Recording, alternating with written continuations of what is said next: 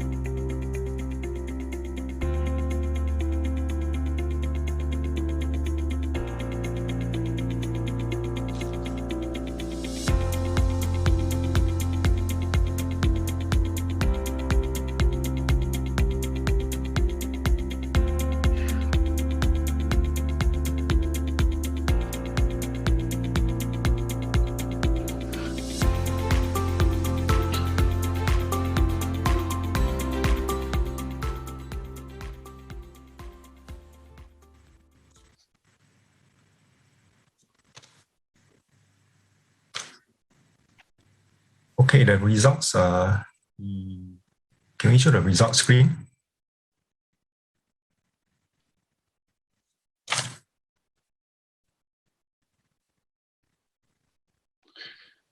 So,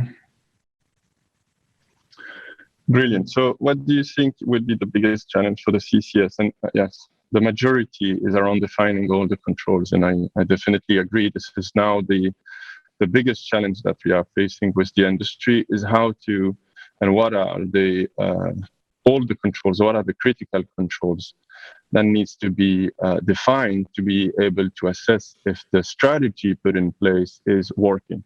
However, when we see with the two previous presentation, I think if we maintain the way we are working without using automatization or new technology and etc., for example, that is capable of assessing all the different data and transforming it into a dashboard or a KPI dashboard that is more easier to read, then of course this challenge may not be resolved as easily as we think.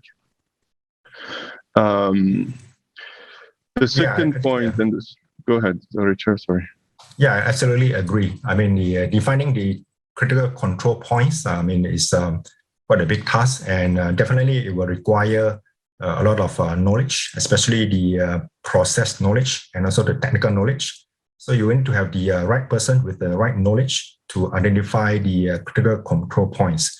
So that is the very important first step in this critical control strategy documentation. Good. And also where to start. Where to start, I think it's there is a lot of articles around that to where to start, and also we published an article about a CCS implementation roadmap.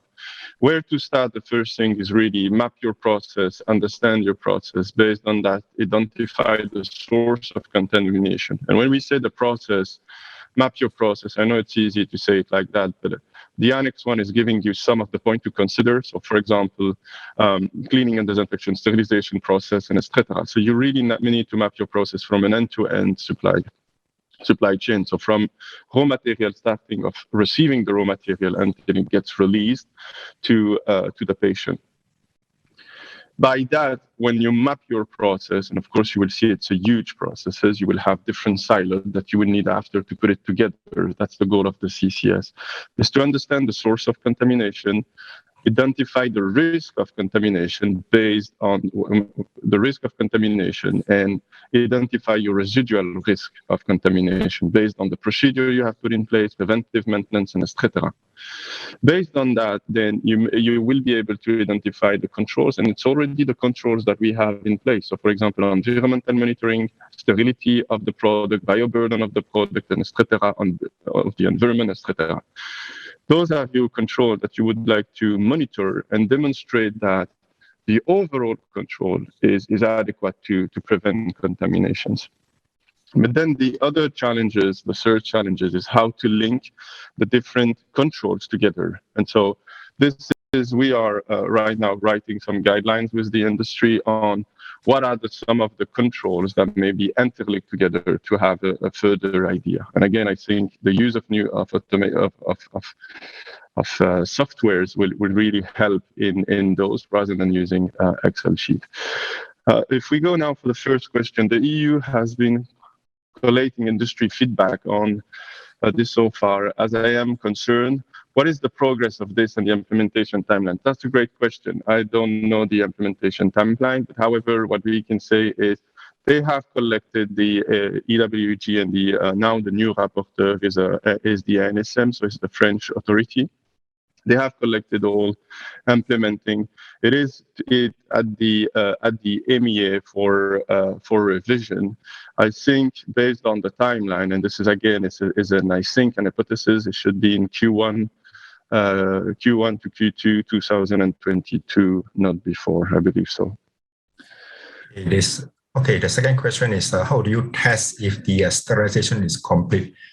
So basically, for sterilization process, you will need to have a proper development of the sterilization cycles and the validation as well. So you will have to define, the exposure time, for example, 15 minutes exposure time, and need to achieve at least a 6 log reduction. So all this will need to be developed and also validated as well using the appropriate temperature mapping as well as the biological indicators challenge as well. So once it's validated, you will just need to follow the exact sterilization parameters. Then your cycle would be validated. Yeah. Second question: is it necessary to remove residue of disinfectant after every application? No, it's not. You have to define a frequency based on first visual inspection of the surfaces. The second things to take into consideration is this residue of disinfectant may have corrode or is corrosive to a surfaces. If that's the case, then yes, you would need, in that case, to remove at every application or more frequently. So again, this needs to be analyzed to define the frequency. Is it after each application, or is it weekly, monthly, or etc.?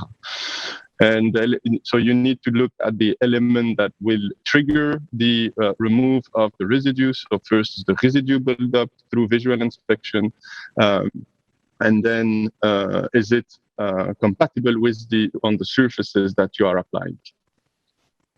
Okay, Nick. The other question. Go ahead. Thank you, Richard. The other question is about what governs an effective contamination control strategy. again, what governs an effective control strategy is first the way you have set up adequately a strategy based on your product quality profile or based on the critical quality attribute of the product or the intermediate that you are producing into your facility. What governs them is your strategy, so your objective. The second is your controls and the monitoring of the controls and demonstrating that you are capable to stay below a certain residual risk or below or achieving your target in preventing contamination. So the way to do that, some companies has defined as their objective based on a maximum residual risk that they are willing to accept on for preventing the contamination. So that means willing to accept a percentage or probability of contaminations. Another has identified some critical elements of, for example, grade A contamination, aseptic, media fill, and etc., that being to a certain level, for example, more than 80% of conform results, and etc. So the way to govern that, I think, is based on that. Now this is based on the contamination. Now based on organization, structural of the industry. Some have put in place what they call it governance body based on procedure and a structure that is in place for how the decision is made and how the strategy is implemented, and then it's laid down through organizations. Okay, next question is, can you give an example of a contamination control strategy in a clean room setting? So basically for a clean room setting, there are various sources of contamination. So one of them is basically the transfer of the materials into the clean room. And also the microorganisms on the clean room surfaces has the potential to contaminate the products. So those are the sources of the contamination. Of course, the control points and the control measures can be to implement a robust cleaning and disinfection procedures in the clean room using the appropriate cleaning agents, the disinfectants and the sporicidal agent, and also the sanitization procedures for transferring materials into the clean room as well. So those will need to be in place as a procedural control. And of course, you need to measure this effectiveness of these control measures, such as to basically based on the environmental monitoring data. So over months and weeks, and you need to do a trending and interpret the data to see whether your control measures are effective in preventing the contamination in the clean room. Yeah. So what are the main objectives of the CCS? Hopefully we get it after all that, but the main objective is to prevent contamination and demonstrate that everything that is in place, that means structural, procedural, organizational, is effective in preventing contamination in the product or the surrounding environment where the product is produced or transported. So next one is there's been a lot of talks in the industry about selecting low residue products. So what are these products and are they effective? Basically, most of the disinfectants basically will have some level of residues, and the residues can also depend on the concentration as well. Effectiveness, of course, you will need to perform the coupon studies and the appropriate microorganisms challenge. Of course, it depends on the type of organism challenge. The organism, as you know, there are different level of resistance to the disinfectants. Some are more difficult to kill than others. For example, the gram-positive cocci is easier to kill. So for those microorganisms, of course, if you use only those microorganisms to challenge, you'll get the higher log reduction as well. So it depends on what kind of microorganism you're going to challenge, and effectiveness will need to be generated by this coupon studies data for comparison. Good. Okay, what are the main change from the current Annex 1? I think there is different changes. I think the main change is the holistic view of the contamination control strategies, and then you have other changes that is part of the industry. However, Annex 1 didn't bring anything except for the contamination control strategy, but anything new. It should be the the normal way that industry is performing. They just updated what should be or what is currently done as the best or a common practice. So now if we go to the next question regarding clean room disinfectant, is it sufficient that a company just use IPA and use the sporicide every 6 months?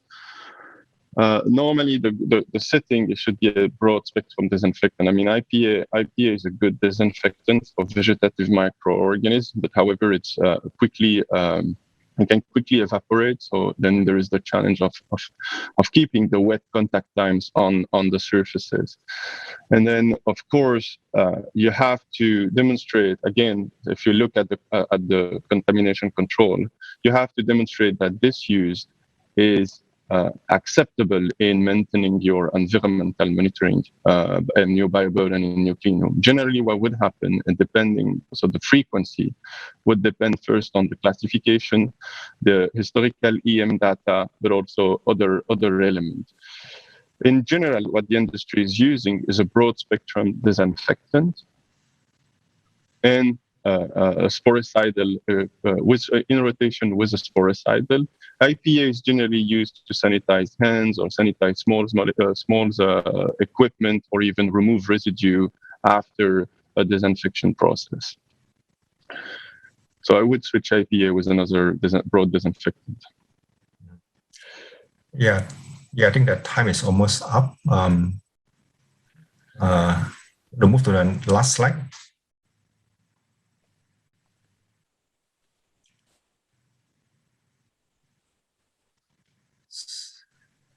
So if we go to the last slide, I think we have to answering those two questions by the first. Yeah, I think due to the time constraint, so if anyone have any more questions, you can always email us about this contamination control strategy, Annex 1 draft. Yeah, thank you everyone for this and allowing us to be entertained like this through all the questions.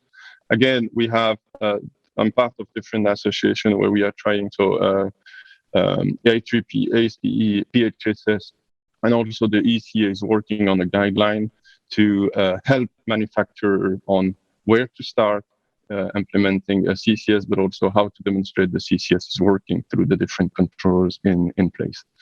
Thank you very much, everyone. Okay, thank you very much, everyone. Thank you. Thank you, gentlemen, and all for joining us. We have 3 more topics tomorrow on mRNA vaccines and therapeutics manufacturing, master data management and digitalization, and use of single-use aseptic isolator systems. We look forward to seeing you then. For our full conference attendees, the next session will begin at 2:10 p.m. on ICH Q12 implementation. See you soon.